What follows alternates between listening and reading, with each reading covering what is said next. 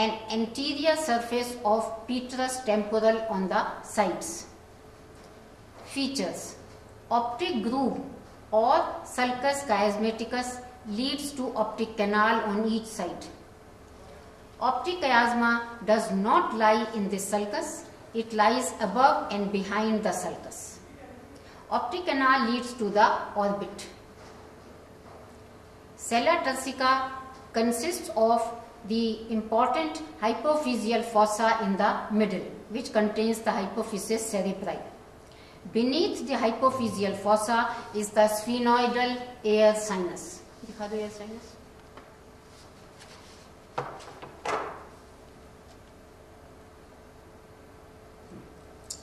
Good. The posterolateral angles of sella turcica are called posterior clinoid processes. The lateral area. It is deep and houses the temporal lobe of the brain.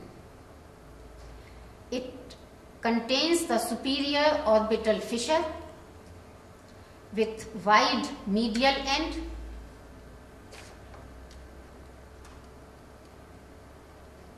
and narrow lateral end.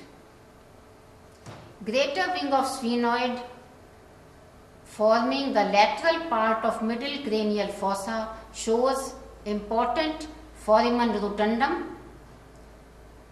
which carries the maxillary division of trigeminal nerve, foramen ovale behind it, which carries the mandibular division of trigeminal, and still posterior foramen spinosum, which contains the middle meningeal artery.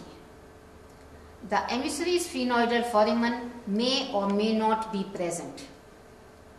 The foramen lacerum lies at the posterior end of the carotid canal. Foramen lacerum lies at the upper, carotid canal se. The foramen lacerum lies at the upper posterior end of the carotid canal. Anterior surface of petrous temporal shows near the apex trigeminal impression, which is the ganglia for the fifth nerve in the dural cave, hiatus and groove for the greater petrosal nerve, which is a branch of facial nerve and that leads to foramen lacerum. Below it is the hiatus and groove for lesser petrosal nerve, which is a branch of ninth. It leads to foramen ovale. Laterally is arcuate eminence produced by the superior semicircular canal, and tegmen tympani is anterolateral to the arcuate eminence. It forms roof of middle ear, including the canal for tensor tympani and mastoid antrum, which forms the posterior wall of the middle ear. The posterior cranial fossa. The posterior cranial fossa is largest and deepest fossa. This fossa contains hindbrain comprising pons, medulla oblongata in front and cerebellum behind. Boundaries. Anteriorly, superior border of petrous temporal and posterior part of body of sphenoid called dorsum cellae. Posteriorly, squamous part of occipital bone, and on the sides, mastoid part of temporal bone. Floor.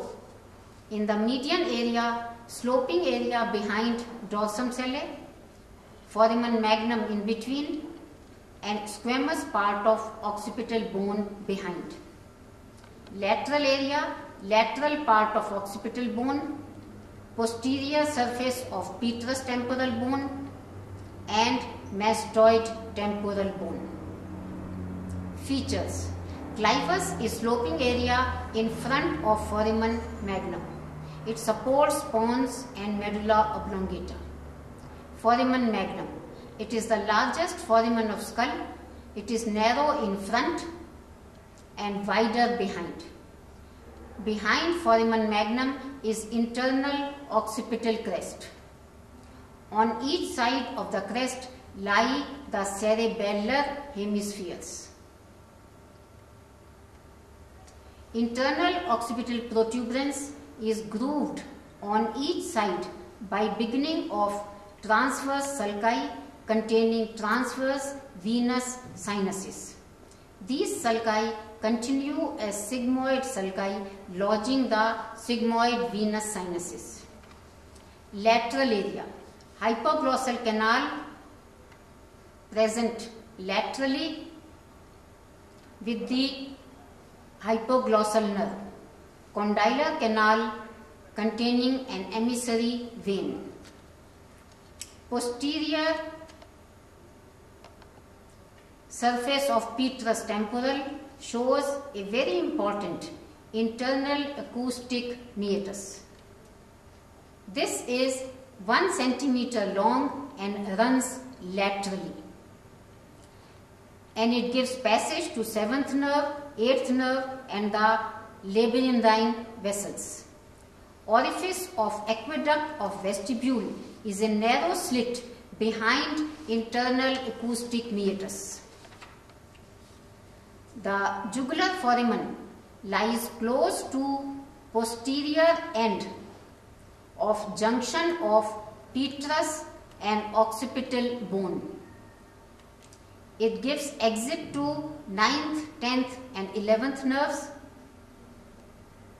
and to beginning of the internal jugular vein, which is the continuation of the sigmoid venous sinus. Finish. Okay. Orbits are pyramidal shaped cavities, one on each side of the nose. Orbit contains eyeball, muscles, nerves, vessels, ligaments, fat. Parts of orbit. Apex. This is situated at the medial end of superior orbital fissure. Lies at posterior end of the orbit. Medial walls of two orbits are parallel. Lateral walls meet each other at 90-degree angle.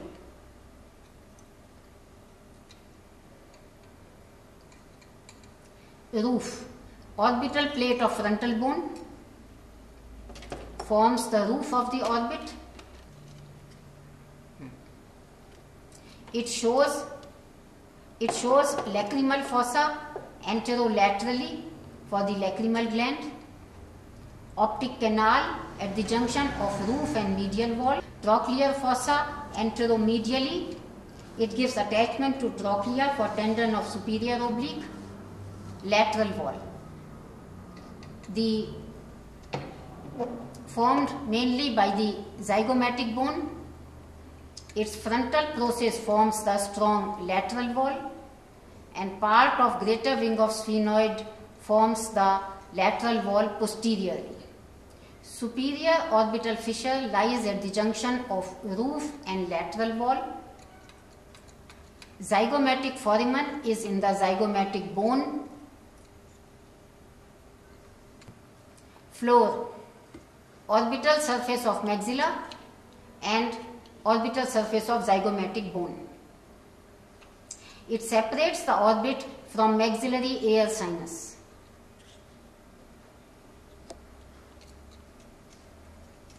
Inferior orbital fissure lies at the junction of floor and lateral wall. There is inferior orbital groove and inferior orbital canal. They run in the floor. Floor in its anteromedial part gives origin to the inferior oblique muscle.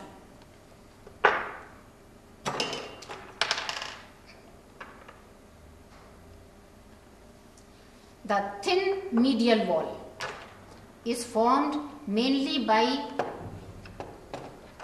the frontal process of maxilla, delicate lacrimal bone, and another delicate orbital plate of ethmoid. Orbital plate of ethmoid separates the orbit from the ethmoidal air sinus. The lacrimal groove lodges lacrimal sac